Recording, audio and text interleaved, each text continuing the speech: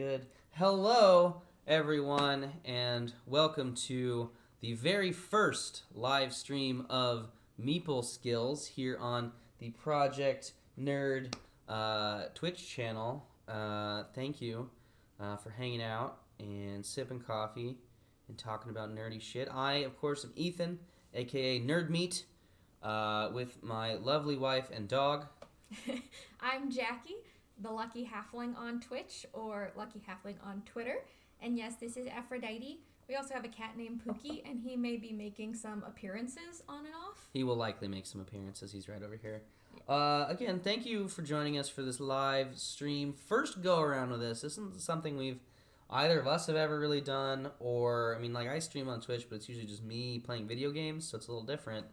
I don't know that Project Nerd has done much like this in the past, aside from our conventions. Yeah, I was gonna say, I think they mostly use this channel for conventions. So. Yeah, so this is our home studio. We're very proud of it. And if you're listening to the rebroadcast audio of this later, you're missing out because this totally looks like a porn studio. It does not look like a porn studio. This couch is not nearly big enough for porn. No comment. Ew. So yes, we are joined by our adorable little dog who cannot stand to be separated from us.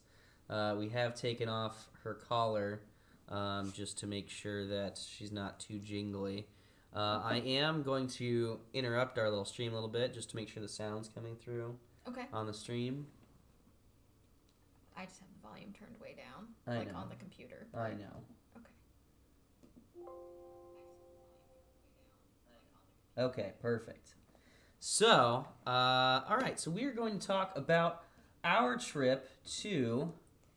Origins Game Fair! Origins Gay Fair. Game Fair! And, okay, there's a reason. I'm not just being a shithead. Like, it is... We basically call it Origins Gay Fair because right outside on Saturday while we were there was one of the biggest pride parades I've ever seen in my life. And it was awesome. So... it was awesome to see that kind of celebrated alongside the board games, although not necessarily intentionally at the same time, but it was really cool to see still. So there were some people who were kind of talking about changing the name to Origins Gay Fair. But yes, Origins Game Fair 2019 in Columbus, Ohio. We made the almost 10-hour drive out there. Yep. And it was fun. Yeah, and while we were there, they were giving out these ally badges, which is why I picked up my badge. This ribbon says ally on it, and it's rainbow.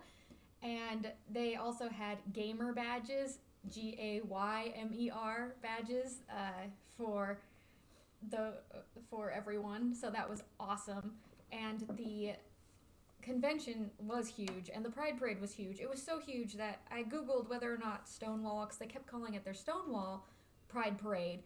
I actually Googled it to make sure Stonewall did actually happen in New York because I was very concerned that maybe it happened in Columbus because they kept calling it that. But no, it does actually happen in New York, but it was their Stonewall Pride Parade. Yeah, it was really cool to see. But enough of that. We're going to talk about game stuff because that's kind of what we do. Yeah. So first we want to talk about some accessories that we found. Because I don't know if y'all know this, we're pretty well stocked on board games at this point. We're not really hurting for any. So we kind of made the decision to make sure we walked out with more gaming accessories than games. I think we still failed. No, we did come back with way more accessories than we did. Did we? Games. Okay. We did. Okay. We definitely did. All right. So we're going to talk about some of those. So first on the list is our Gloomhaven Organizer from the Broken Token. Now, the Broken Token is a company, been around for a while, but this is our first purchase from them. And they make all kinds of different accessories you can use for gaming. You can buy like extra pieces for some games. And then like this one in particular is a pretty in-depth organizer for a massive game known as Gloomhaven, if you've heard of it. It's like 100 bajillion pounds in the box. It's by huge box. Cephalophore Games. Yeah, Cephalophore Games put that one out. Isaac Childers is the creator and designer of that game. It came out, I think, in 2016.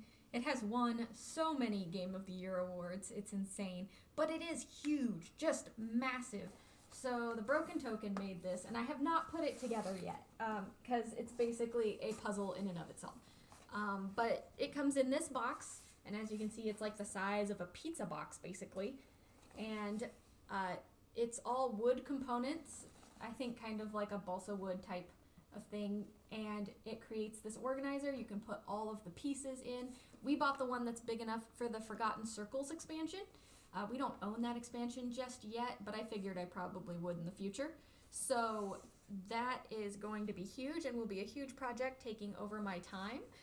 The other big organizer that I would love to get from the Broken Token is the Dinosaur Island organizer.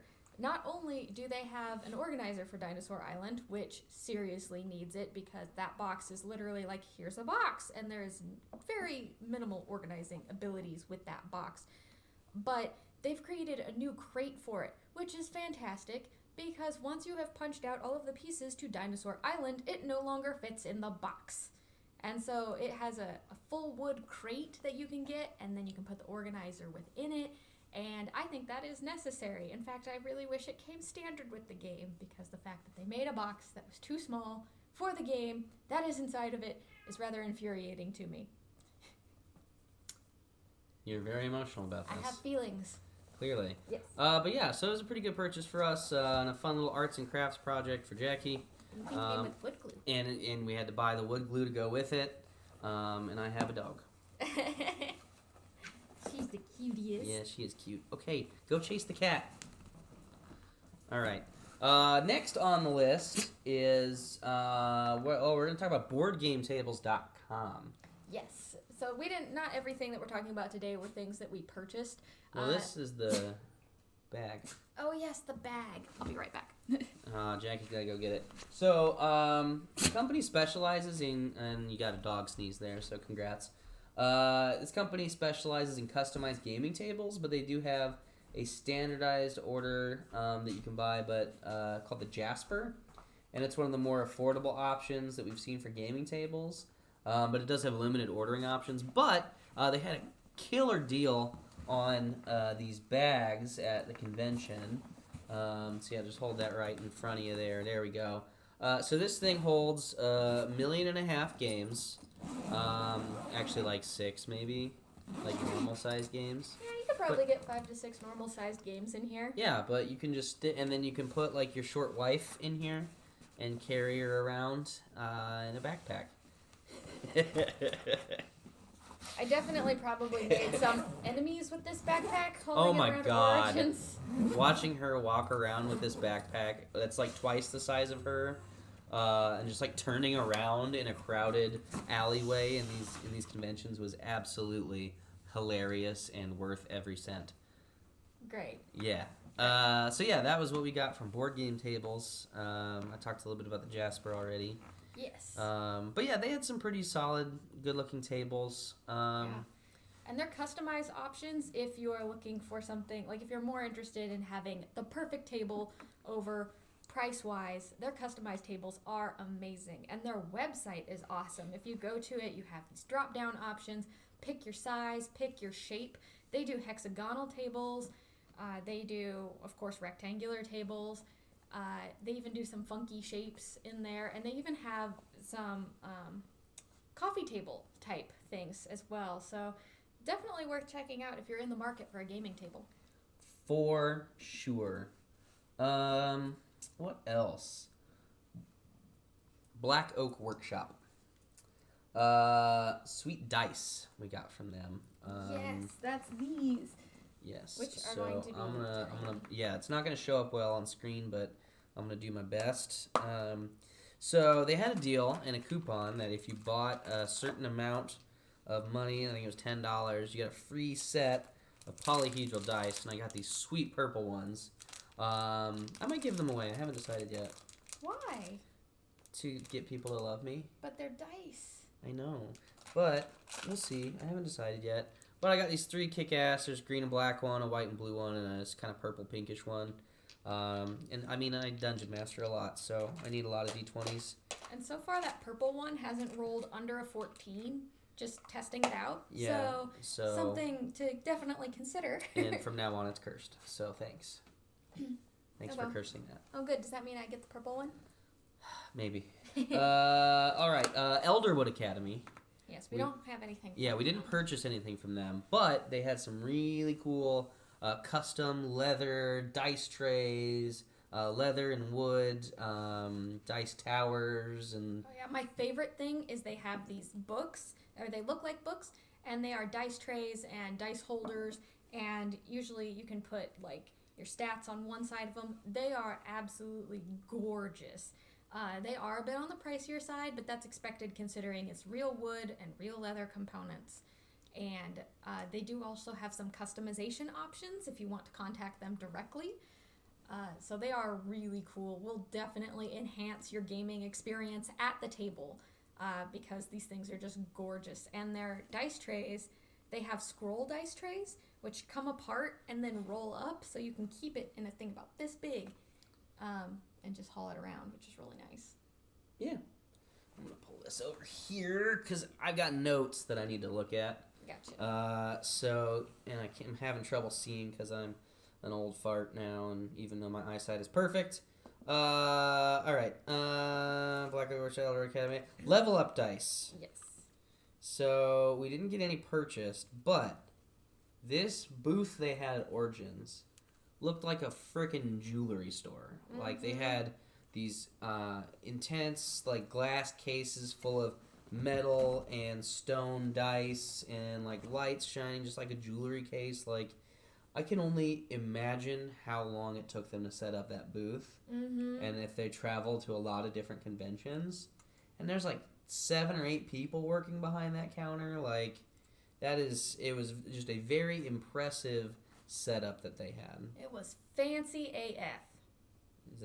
Is that how you would describe it? It was fancy AF. All right. Even their like dice trays that you could like practice throwing the dice in were like silk lined. It was like just feel like yes, I am tossing these dice into this beautiful dice tray. Yeah, it was intense. So we currently have 4 viewers. What is a viewer? I don't know. This is a new experience for us. We didn't even know anyone listened to the podcast. We just assumed we were talking it ourselves. So thank you for joining us today while we recap our Origins trip. Continuing on to C4 Labs. You skipped Die Hard Dice. Oh, did I? I did. You did. Die Hard Dice, yes. Dice tray. We did buy something from them. They had a really sweet deal on a dice tray. So this is... Look how pink this is. Look at it. It's so pretty. Get the dice out. Oh, okay. I want to roll dice in it. Okay. I'm going to roll some dice. Before we do that, I wanted to show this one in particular is a special they made, and when applied to heat, it changes color. And so, like, if I... Keep rubbing it. Okay. Yeah, rub it. There you go. Yeah, rub. So, like, it turns from purple to pink when heat is applied to it. And that is pretty awesome. And as you can see, there's these snaps on the side, so you can unsnap it, and then it lays flat, so you can put it with your DM stuff much easier. Put it in a backpack or something. Exactly. All right, so we're going to see if this purple die is still cursed, since Jackie cursed it. It shouldn't be cursed. Since she cursed it. All right, so you have your little dice tray, and then we're going to go, boop. Natural. It rolled a 1. Natural 1. So thank you for cursing this purple die. It is now yours. Yay! Because it's purple and pink and I love it. And it will always roll a 1. It won't. Okay. Well, that's what most of my die do anyway. Exactly, so it's perfect for you. Thanks. All right. We then had C4 Labs, which also, they do all kinds of cool stuff. So they have gaming accessories, computer accessories, and then they can custom design a bunch of stuff, and it's like, did like custom wood burning, so you can get like logos and super cool designs into similar dice trays as that, or like I think most of them had like wood bases and then sort of like fiber or plastic outsides to rails to keep the dice in. Kitty cat, don't eat that box. Don't eat it. Good boy. All right. But yeah, they had all kinds of cool stuff. They did, and they were a very functional company. Like, whereas Elderwood Academy, their stuff was gorgeous and just beautiful, C4 Labs, their stuff was very functional. Like, a lot of their dice trays had little spots around the outside edge where you could set your dice. Some of them had setups where you could have your whole set of dice in a side of it, and then you could just pick stuff up and dump it into the main tray. So that was really cool, too, to see something that really thought about how the players would want to use this item. You could tell they put a lot of thought into that. Yes. Next up, we had gamer mats, which made some super fancy neoprene game mats, all shapes and sizes, and they can do custom art as long as it's not copyrighted. Yes. And we bought 2 of them. We went with a theme, so we have, I don't know which one you're showing right now. Right now, this is the It's the Fiery Angel. That's a fire angel who I've had dreams about, and because I wanted to burn me alive. And then this one, which is the Fire Pegasus thingy. Kind of looks like a Horseman of the Apocalypse. Yeah, like it's super badass. So like it's super duper cool, and we're probably going to use these on stream sometime. We are, and they're really long too, which is really nice. These were the extra sized mats, but Gamer Mats produces mats of all sizes. Like you can get some that'll fit your table. You can also order a custom size. So if you have a weirdly shaped table, you could order a mat that would fit those. So that is really cool. I also love that these edges are stitched. And I just think that looks so cool. I'm sure it helps the life of the mat as well, but it definitely looks awesome. Yeah. Alright, so that was gamer mats. All kinds of cool stuff there. And then finally, game toppers. Yes.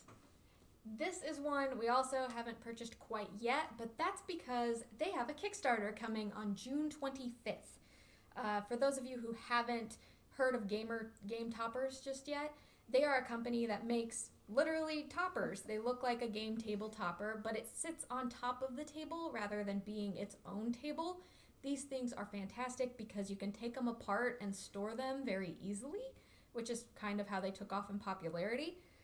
They are super sturdy. They had a huge display, and you could kind of mess with them, and you can like push on the side, and that's not gonna pop up by anything easy. So if you've got like young kids or something, you don't have to worry about them trying to climb on the table and the thing flipping over. Carlos 2957 in chat asked if size matters, to which I responded on your Twitch account that size always matters. Thanks, honey. Yeah, so it does. When it comes to your board game tables, it does. That is true. You gotta have the right size. You gotta have good play space. And anyway, they have with this new Kickstarter, they are offering some inlay options. So it'll still be the plastic game tables, but they'll have some wood inlays that look really cool. They even have some that are gonna have etchings. And the one that they had on display had like very Viking-esque looking etchings. Yeah, it had like a longboat on it, and it was super cool. Oh, it's so cool. And then they also are offering custom game mats, and I think you can order the game mats separate from the gaming table if you don't want the topper, or you can order it with the topper. I don't see why you wouldn't order a topper, though. They look so cool. Yeah, they look really nice, and it kind of helps you out, too, so you don't have to spend an exorbitant amount on a table that, you know, if you're willing to spend even more, you can convert into a dining room table. Like, you can just spend an amount to cover your table. Yeah.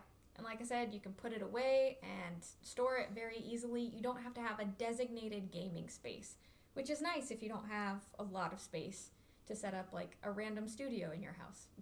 Yeah. We do. Yeah, not that we're bragging.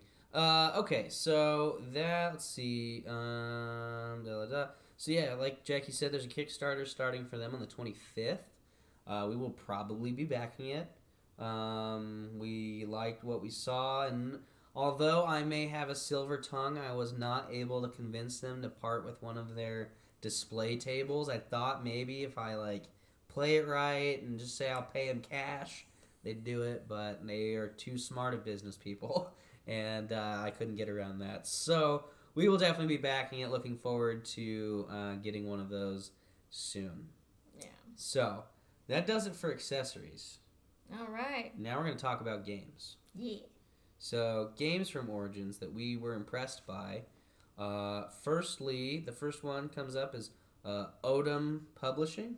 Yeah, that's the one that had the super pretty banners. Yeah. Like, we were actually on our way to an event, and we walked by, and there were these banners with this gorgeous art.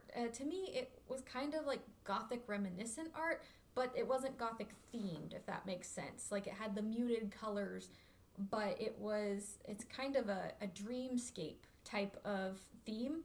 And so we went over and talked to them just because the banners were so pretty. Yeah, I remember just kind of like stopping and being like, what? And like looking at those banners. And to find out, like, it was, they have an RPG that's set in the universe. They have this board game that, she explained how the game worked, but I wasn't paying attention, so. Yeah, the RPG is called Of Dreams and Magic. And so it's really cool. The idea is that you're normal people, and so you have a set of stats based on you just being a normal person. And then when people sleep, they have a kind of alternate personality that they go into, and that has different stats. So you have your like everyday run-of-the-mill person stats, and then your character goes to sleep, and then you have your new stats that are, more fantastical, kind of superhero-esque, really. Yeah, I thought that was kind of cool. That was neat. And but again, like the art was literally stop you in your tracks, kind of look at it, and your jaw drops a little bit. Like it was that good and that impressive. So I'm looking forward to see what comes out of that. If they've already expanded into doing some tabletop games. So they have, I think, their tabletop game is called The Shared Dream, and that's the one that's already out, and it has some expansions, and it looks really cool, based on the same concept that you have certain stats when you're goodness. Sorry. You have certain stats when you're awake, and then certain stats when your character is asleep. And then the newest one that I believe is coming out, and is the one that I'm really excited for, is Age of Kingdoms, which kind of meshes area control, worker placement, and miniature battlefield. Once again, the fantastic art is there. I don't think it's out yet. I think they were telling me it's supposed to be coming to Kickstarter pretty soon, but I didn't get an exact date on that one. Well, okay, so and that was from Odom Publishing. Yeah, they were pretty neat. So do recommend checking them out, following them on the interwebs, and seeing what they come out with. And I kind of want to see if that RPG picks up some traction, because it's definitely an interesting concept. Yeah. All right, next was Magical Kitties. From Atlas Games, releasing a new role-playing game, the goal of being fun for the entire family. Theme of the game is that players are taking on the role of adorable kittens who are saving their humans, maybe even their town, from supernatural troubles. Game is geared toward very young players, but should be fun for adults as well. And Atlas is hoping to launch their crowdfunding in July sometime. So keep an eye on the website and sign up for a newsletter, and you'll know for sure when it goes live. Is that an RPG you're going to play? Potentially. I mean, the goal of it really is to get young people, to get like really young kids, maybe even young enough that they aren't even really reading yet, into RPGs. So it's going to be a very simplified system. I think it's just like a D20 roll and then a regular roll. I didn't get to see all of it, but I think it's going to be very basic. Should be great for that. It also looked like a lot of fun because you play as magical kitties and you're saving your humans. That's pretty adorable. And I'll admit that it's adorable. I don't know that I will find myself running that game anytime soon. That's okay. I can go to Pawn and Pint or something and find some people to play with me. But yeah, so that's from Atlas Games, so make sure to check that out. We have a link that it's atlas-games.com/magicalkitties. And one thing I was going to mention about Atlas, that this has nothing to do with RPGs, but we did pick up this game design in a box game. It's not really a game. Oh, yeah. Yeah, so this is actually just a box full of extra pieces, like tokens and meeples and dice and little things like that. So if you are an aspiring game designer, you can pick this up from Atlas Games. We kind of picked it up partially just so that we would have all these extra pieces, because inevitably pieces go missing, or the cat eats something, or the dog eats something. Yeah, you. So, this is just kind of nice to have. And for what is in it, it's very affordable. It's like $30 for a whole bunch of spare parts, essentially. So that is definitely an option. Of course, companies like the Broken Token also have replacement parts that are really, really fancy. So those are two options for you if you are missing pieces to your games for whatever reason. Yeah, but I like the concept of just, the game design workshop in a box for, every aspiring game designer. Just kind of puts all that things in one little thing you can buy, and you can try different things, and it's not like, most people aren't like me and I need the exact thing to make it work, and I won't do it unless it's exactly how I want to do it. So, you can just use these pieces and test your game theory before, working on trying to develop it into anything. Yep. And there is a little booklet in here that talks about some things to think about when you're designing a game and gives you some kind of like quick tips and tricks. That is also available on Kindle or PDF version if you go to Atlas Games. So just some options there for you aspiring designers. Nerds. I'm just kidding. Keep at it. Speaking of aspiring designers, and probably not aspiring at this point, moves on to our next thing that we saw that we really liked was Steam Kitty Games. Yes. And we checked out, this was the Unpub room at Origins, so a bunch of unpublished games, a lot of designers coming together, testing out each other's games, the public coming in, testing them out, giving them feedback on what they thought worked and didn't work. And it was actually really cool. So Steam Kitty Games, he's got some promising games in the works, and it was run by a guy by the name of Matt Williams. And he's got a few games that he's been working on, and he's got quite a few in his queue. It's kind of impressive. And they're all at like different stages of completion. But we played O'Reilly. O'Reilly is how I think it's pronounced. But it's a Cthulhu-based game. It showed at crowdfunding soon, but it was a lot of fun. Quick game, sort of like an Uno experience. So. The idea is that you're an elder god trying to collect cultists, which is a nice change because most of the games you play that have this elder god Cthulhu theme are more like you are the cultist trying to bring your elder god into the world. No, we're past that. You are now the elder god. So the cards in your hand are the cultists, and if you end with the most cards, you're the winner. There's little meeples too that represent the cultists, and so each round, at the end of the round, if you have the most cards, you collect the corresponding number of cultists, and whoever has the most at the end wins. And so that one was a lot of fun. It's quick. Took a little bit for my tiny brain to kind of grasp the complexities of it, and I know you said that you were having issues not playing your cards. Yeah, because it's the exact opposite of Uno. And most games you play, you want to get rid of your cards. You don't want to keep them in hand. The whole collecting cards and trying to have the biggest hand was very much against everything in my mind. And I had a lot of issues with that. But I think it was really fun. And once you kind of get used to it, it definitely becomes a lot simpler to play. It's really not that complicated of a game, but it's just so backwards from what you normally do in a game that I think my mind just glitched. Yeah, it was different. So let's see here. He had some other games in development that we weren't able to get a chance to play. So Machines, Monsters, and Madness is about building really wacky monsters. And the game that Jackie saw that she was the most excited for was Otter Park. You probably can't see this tiny little piece of paper, but I'm very excited about it. And I thought I would show this tiny piece of paper because it's not even on his website yet. Like, this is so early in development that it does not exist in any space other than if you are able to check out Steam Kitty Games in person. But it is Otter Park, and it is an asymmetrical worker placement game that he is working on. Part of what you're trying to do is build otter slides. So you're basically building... I know! You're building this, like, water park for otters.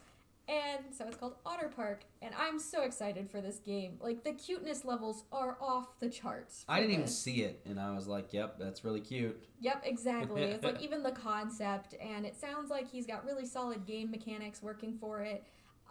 I can't wait for this. Like, I can't wait till it's on his website so that I can track it. I can't wait till it hits Kickstarter. Like, this is something I will be getting. Yes.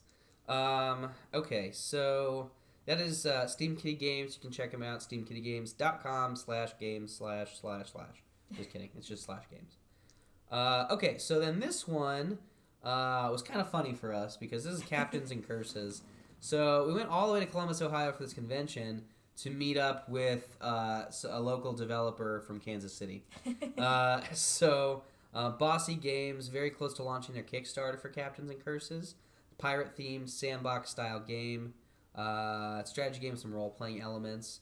So the art on this one's looking great, and the mechanics appear to be flowing well, and so we're excited to see how it continues developing, considering I think we first heard about this game almost a year ago. Yeah. When he was kind of just talking about it, and like had this idea, and like had it down on paper, but hadn't really gotten the pieces together for it yet. We saw it in the really early playtesting stages. Yeah. And I think it's made leaps and bounds since then, which it usually does in playtesting. Because I remember kind of sitting in on an explanation of the first round of this game, and there were so many rules to start off with. Yeah. It was like, you would have a chapter book. But definitely the most recent iteration is so much more smoothed out. Yeah. It looks fantastic. It looks like it's kind of area control a little bit, but they said it mixes in some RPG elements. I haven't had a chance to actually sit down and play it just yet. But that's because their demo table was full. Yeah, it was full every time. Every time we walk past their demo table was full. So I'm starting to think people might like pirates. They might. Pirates might be a big thing. Flag05 says that Otter game sounds adorable. It is adorable. Okay, so that was Captains and Curses. You can check them out at bossygames.com. Again, Midwest developers here in the Kansas City area. We're excited to see how that grows. Okay, so the next one I'm really excited about because this is really in my wheelhouse. Is Argent Saga. So that one's on your side if you want to show some I'll stuff. pull it up in a second. So Argent Saga is a new trading card game produced by Alter Reality Games, which is actually a trading card game retailer. So they've specialized in selling Magic the Gathering, Yu-Gi-Oh!, Pokemon, and kind of observing the habits of those players, and we're able to develop a game that I think kind of pokes at different things for each of those games.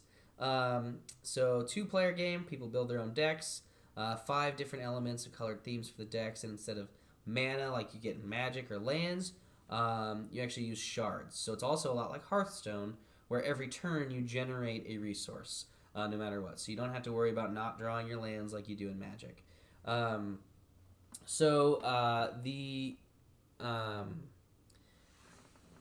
The game is already pretty well supported because ARG, or Alter Reality Games, is a pretty well supported and pretty well known retailer at this time. So, it was Michelle that wants to play that. I know, I game. saw that. I was like, hi, Michelle, thank you so much for joining the stream Yes, thank today. you. It will play a lot like Magic. So they gave us these little.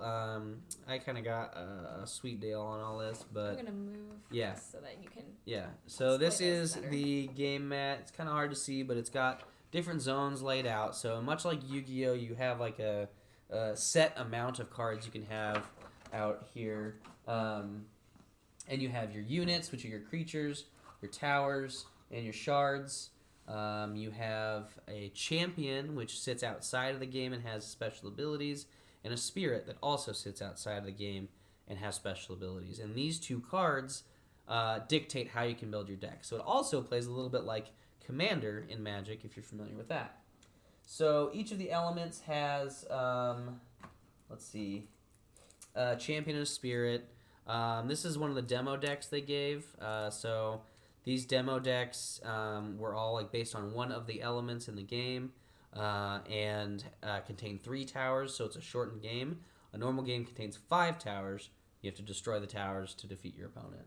And I mean, it's I could get into the complexities of the game. I'm not going to, but it's a lot of fun. I plan on making a video about it and kind of explaining it a little further sometime down the line. But I'm really excited to give it a look. The art's great. I love that I got this like alpha copy of the game. Yeah. So it's all of these. They purposely did it this way, but a lot of the art on the cards is like sketches and not complete artworks. So if this game takes off, like I've got my hands on a very collectible item that I'm excited about, which is another one of those things they're doing to appeal to those types of players. So I'm excited to give this one a shot. I think it's got a really good chance. Like, I was watching the Kickstarter video for it because it does have a Kickstarter going on now through July 12th. And then in late July and August, they've got a whole bunch of pre-release stuff coming out too. Yeah, it'll be releasing it. They're doing a huge release event at Gen Con too. Yes. So Gotcha.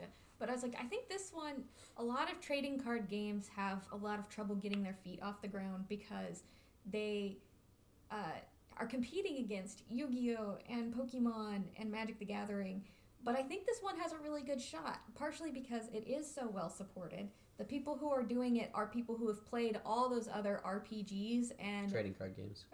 Trading card games. TCGs. They've gotten rid of the parts, or they attempted to get rid of the parts of TCGs that people don't like and tried to really capture the parts that make it really fun. Mm-hmm. And also, it does have organized play already, and it's going to have tournaments with prize support. They've got all the elements there. Yeah, they've got it figured out. And the other thing is, I mean, I played the game, I demoed it, and I played against another guy who had some experience playing Magic as well. And it was a very swingy game. And, like, you know, I was ahead for a good portion of it. I was playing a very aggressive deck, which I got lucky that I got matched with that because that's a play style I'm very familiar with. But it was very swingy, and I was ahead, then he was ahead, and really it just came down to if I had had one more turn, I would have won. But he just was able to, do it in such a way that he beat me. So, but it's a fun game. I'm looking forward to trying it out. Yeah, it looks real good. All right, next up, let's see, what else? What else did we play? What else did we see? Next is Shadows of Estrin. Ooh, yeah. This one is an actual RPG and not just me saying the wrong word. Yeah, this one was another stopper for me because, like, I went over to this booth because they had some banners for an RPG I already own, and I was like, oh, I wonder if they have anything new or like a new book for this or whatever, and ended up looking at this one instead. So, Shadows of Estrin is a medieval gothic themed role playing game, and unlike most RPGs where your adventure is out to save the world, in this you're just a talented person trying to survive in a harsh world. It's considered low fantasy because you don't have your elves and dwarves, and humans are kind of tribal in nature. And one of the really cool things is that how well it champions female characters. And even in the lore, the women are leaders of different tribes and very skilled warriors. It doesn't take the typical, like, oh, it's medieval fantasy, so women are treated terribly, which is great, because we get media that we love, like Game of Thrones, and then we ignore how they treat women in those settings. And this is going for much the same vibe without doing that. Mm-hmm. What we actually purchased here is the prologue, or this is basically a starter guide. I think it's like $15 if you want to get it for yourselves. You can get it directly off their website. It looks awesome. So not only is this kind of a quick start guide on how to play the game, but it does also have an adventure in it that you can run right away. Yeah, and the low fantasy thing too, for role-playing games, also means it's a very role-play intense game. It's not as combat, focus on the rules oriented. It's just sort of a guide on how to like role-play and exist in this world. And they are so dedicated to the role-play aspect of this game that the books are written as a story. Like, the actual how to play RPG books are actually written as though it is an adventurer in Estrin that is making notes on how the whole setting works, basically. Yeah. So that's super cool. I'll probably do an RPG corner on this in a future or near episode of Meeple Skills. Yeah. So we'll run it. Yeah, we will too. So keep an eye out for that. I'm excited to give it a shot. I am too. This looked amazing. Yeah. Very cool. So that's Shadows of Estrin. All right, next one. we want to talk about is restoration games. Yes. So this is the company that brought us Dinosaur Tea Party and Fireball Island. They have some new releases coming your way. There's a new social deduction style game called Conspiracy. It's out now. And then a game called Unmatched releasing at Gen Con this year. In addition to a Fireball Island expansion. Yeah. The Conspiracy game looks really good. It is a social deduction, but it is also more board game feel than most social deduction games. So that is definitely worth a look. It is actually based on a game because, as many of you may know, restoration games finds games that are old and are out of print and then kind of gives them new life. And Conspiracy was the original name for the older game too. So if you want to kind of look and try it out and then compare the two games, you can do that. They're both called Conspiracy, so that's kind of nice. And you played Unmatched, right? I did. That one was weird. It is very different. So it kind of reminds me of Clank a little bit because you play cards, but you also move around a game board. And it's really cool. So they have historical fantasy figures, and also just things from Kung Fu movies, people from Kung Fu movies in there. Yeah, because you played, was it Robin Hood versus Bigfoot? Yep, that's the game we were in, was Robin Hood versus Bigfoot. And digest that for a moment. Robin Hood versus Bigfoot. Continue. So it's kind of a smash-up style game. Apparently, it was actually based originally on a Star Wars game that kind of fell flat. And so they kind of revitalized it, but used all these different characters and kind of expanded it quite a bit. And it was a lot of fun. So you play the cards so that you can either move or attack your characters, other characters on this board. And each one has its own different feel. Like Robin Hood had a lot of merry men, and so you had to watch out. And they were all ranged attacks, which was rude because I was Bigfoot. I know, right? And he only does melee attacks, so I had to get close to these people in order to be able to hit them. But they all move around very quickly, and they can hit you from a distance. And Bigfoot only has one ally, and it's a bunny. It's a jackalope. Oh, it's not a bunny, it's a jackalope. It's a jackalope. And the jackalope had surprisingly good abilities for being a bunny with horns, but I felt like I was very unfairly matched, personally. You probably were. That's what they get for putting a halfling having a halfling do Bigfoot's job. Yeah. All right, so you can check them out at restorationgames.com. They're a pretty big hit right now. They are. Fireball Island was a huge success on Kickstarter, and it continues to be a huge success. We actually reviewed Dinosaur Tea Party in our last episode of Meeple Skills, and that was a really fun game. It was so cute. All right, so Overlight, another role-playing game. Yes. That was played by Jaqueline here. So this one's been out for a while. I think it was really big at Gen Con last year. I think it was released at Gen Con last year.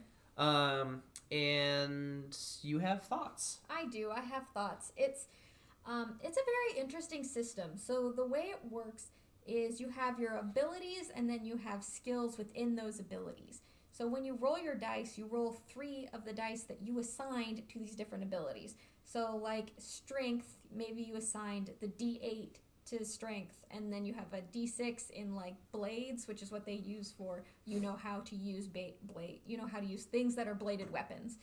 And so you'd roll 3d8 and 3d6, and you put that together, and everything that is a 6 or over is a success. I know that was a lot. It gets even weirder. So wait, like Beyblades, like the tops. Let it rip. You remember that? No. Oh, maybe that was just anime kids. Sorry. Yeah, sorry. But you have, and then you also roll a d4 with that, and your d4 can help you have an extra success or not. For example, there's also these like levels of success. If you have 2 successes, you have a mild success. If you have 4 successes, then it's a really good success. And if you have 6 successes or more, then it was a very successful thing. And the D4, if you get a 4 on the D4, it automatically counts as a success and can boost you up to that next column. However, there's also some abilities that, like, if you roll a 1, you can still get something. I had a little bit of issues understanding that whole part completely, but I do know for a fact that if you roll a 4 on the d4, it can push you up to the next level, or if you already had an even number, you can use that number as a chroma. And the chroma is your ability to use your very special ability, because in this game you have certain basically talents that you can evoke when you have absorbed enough chroma, which comes from the overlight. Yeah, it's a lot. It is actually a fun game, but it is a lot of steps and a lot of places. I was really surprised to see the amount of rules for this game, considering that it's supposed to be very it's supposed to be very role play heavy. And it was a lot of rules for that. Crunchy. Yeah, and for that reason, it's also not necessarily a adventure combat style game. Like, the combat is not the focus. It's supposed to be more of an exploration and learning type of game, which is really cool, but that doesn't translate well to a convention style setting, because you only have these people for so long. This is really meant to be played as a campaign. Yeah, it seems, my impression of it then is just that, like you said, it's not really a great convention game, because there is so much background, and you basically have to play this game in that world. Yes, and it's a very fantastical setting. I feel like you almost need to study the rulebook before you can really play it well, because there's so much going on. But at the same time, they tried to get away from that by having very limited information. So, like, you have the basic setting, and you have about 20 creatures that you can use from, and then you have these characters that you can build, and that's it. Like, that's all preset for you, and then they expect you to be able to make up more. So I guess my main critique of this particular game is that it puts so much pressure on the dungeon master, or the game master, because, like, some RPGs, like Kids on Bikes, they alleviate some of that game master stuff by having it in there that you can reach out to the players to be like, okay, what do you find behind door number 1, and why does it surprise you? So you can put some of that creativeness back on your players. From what I saw, this game doesn't really do that. Like, it expects the players to drive the game, in the sense that the players need to make the decisions of where to go and how they're going to be exploring the overlight, and all that kind of stuff. But the game master is put in the position of having to figure out, what do they find in the forest?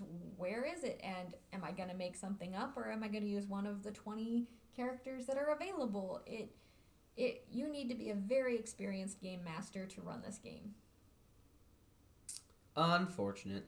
Well, it's a cool concept, but again, it's a lot to take in your 3-hour session at a convention. Exactly.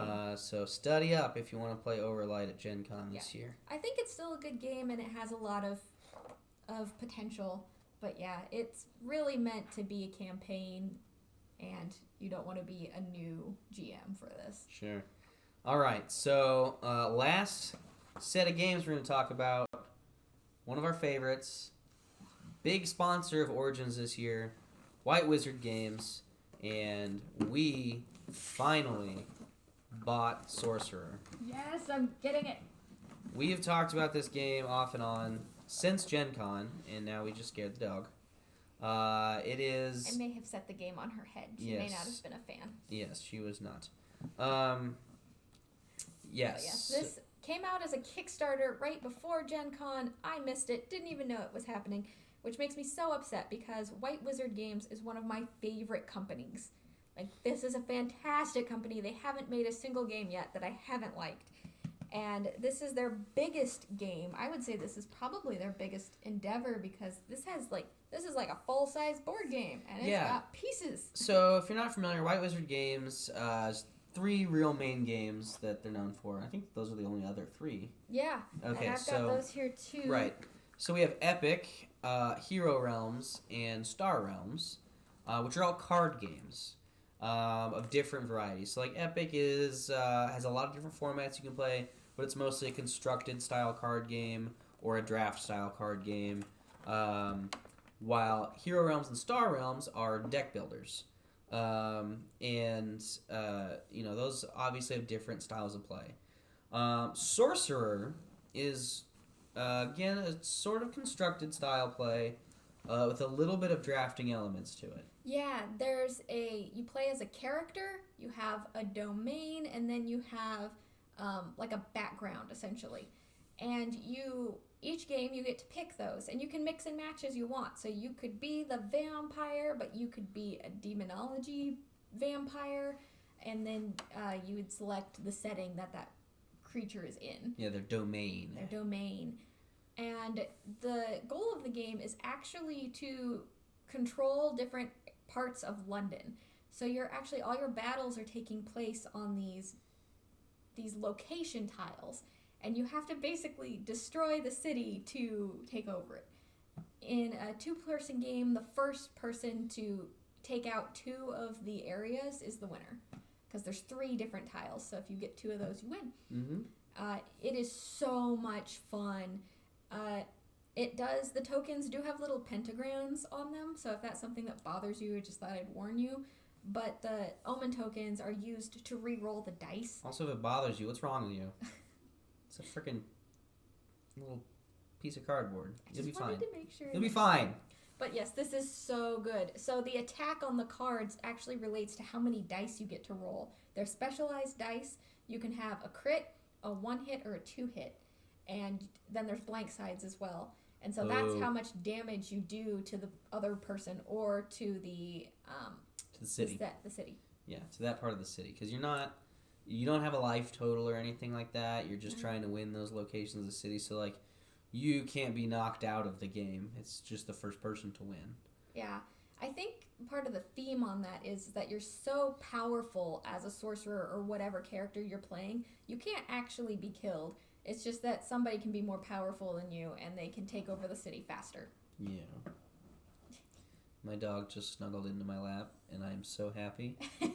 And this peak episode of Meeple Skills as far as I'm concerned. White Wizard Games, Sorcerer, check it out. It's a lot of fun. So good. We still have not finished a game.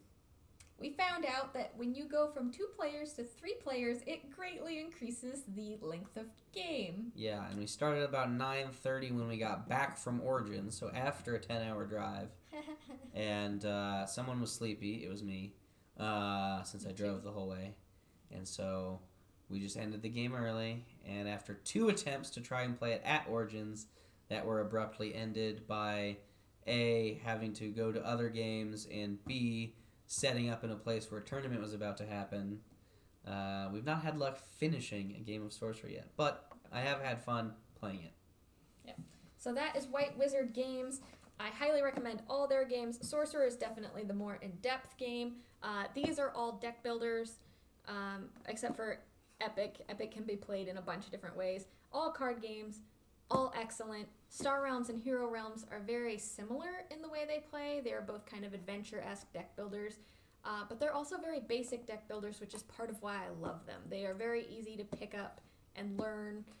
They all have expansions. Star Realms has Frontiers, which is their story mode, and then Hero Realms has Ruins of Thandar, and that's their story mode. So just so many ways to play these games. Highly recommend. Follow White Wizard Games. I'm somewhat obsessed with them. A little if bit. You can't tell. White Wizard Games, if you'd like to sponsor the Meeple Skills podcast, hit me up. Slide into them DMs, you know what I mean? Okay, so that does it for our Origins 2019 coverage. But we do have some announcements for Meeple Skills and Project Nerd in general. So, first of all, we will be at Omaha Comic-Con, or O-Con Expo as it's called, next weekend. Mm-hmm. We are doing some live recordings. Project Nerd is hosting a bunch of panels. I'll be doing a talk about Twitch streaming, and we'll be doing another live at the con episode of Meeple Skills. Do we have a theme for that? We do. It's travel games. Travel games. We're going to do our travel I thought we were doing the digital games. No. Okay. No, we're going to do this one on games that are great for traveling, whether it's games that are good to play like in transit to places or games that are just great to have with you because they're small and easy to pack. Yeah. And then our other special announcement, which is really gearing up for next month, is our friend Jackie here is going to have a new show on the Project Nerd Twitch channel. That's right here where you already are, starting July 13th, same time, 10:30 a.m. Yep, on Saturdays. Saturdays. Are we doing it weekly? I'm going to try. All right, we're gonna try and do weekly. It'll be on this couch in this exact setting. Yes, and we will be playing multiplayer games on this couch, starting with our classic Super Nintendo, and we will be playing some games and strangling each other over games of Mario Kart. Yep. Our first game is going to be Mario Kart. Nerd Meat is going to be my guest that one. We're going to have rotating guests. The show is called Basement Dwellers. And for the first one, I'm going to kick Ethan's butt at Mario Kart. He's Literally going to never cry happened. like a little girl. It's going to be Literally great. never happened. It's happened several times. So when Jackie and I first met, about 10 years ago, she told me that nobody could ever beat her at Mario Kart out of all of her friends. And I said, that's cute. And now I will admit that I think that we are evenly matched at Mario Kart. I think we're about 50-50. 55-45. But I remember the look on her face when I beat her at Mario Kart. The first game we played, I won that one. And she was very upset with me that somebody finally had dethroned her as queen of Mario Kart.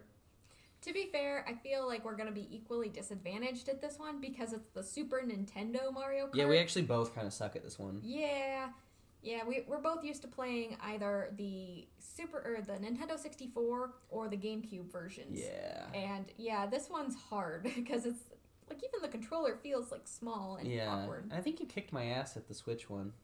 I think I did because Yeah. I figured out how to turn. Yeah, that was hard.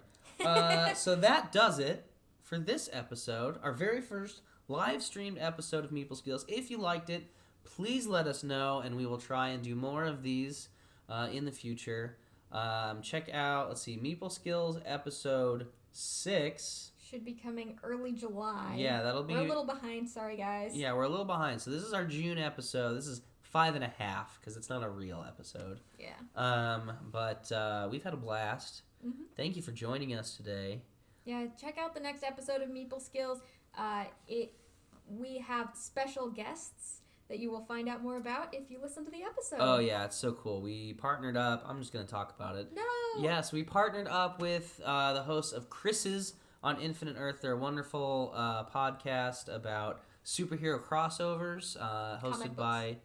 Yeah, superhero comic book crossovers hosted by our friends Chris and Christy, who are the Chris's. So check that out. Again, coming out early July. Make sure to stop by Project Nerd on Patreon and donate there if you like what you get from Project Nerd on our website and now on our Twitch channel. And if you like the convention coverage that we will be doing, let us know. Thank you all. Anything else? Nope. You can follow me on Lucky Halfling at Twitter, The Lucky Halfling on Twitch, and we also have our Meeple Skills pod at the Twitch and on the Twitter, Meeple Skills pod on the Twitter. You need to practice your social media. I do. I need to practice the social media so bad. All right. You can follow me on Twitch at twitch.tv/nerdmeat_. On Twitter at nerdmeat, Instagram at nerdmeat, Facebook nerdmeat gaming, or hell, you probably know me in real life. Just add me as a friend. I think that's all my... Nerdmeat on Snapchat. I don't really use it, but if you're one of those people, it's fine. Yeah, that's it. Okay. Thank you all for stopping by. We are... I'm just going to try and do some different things here.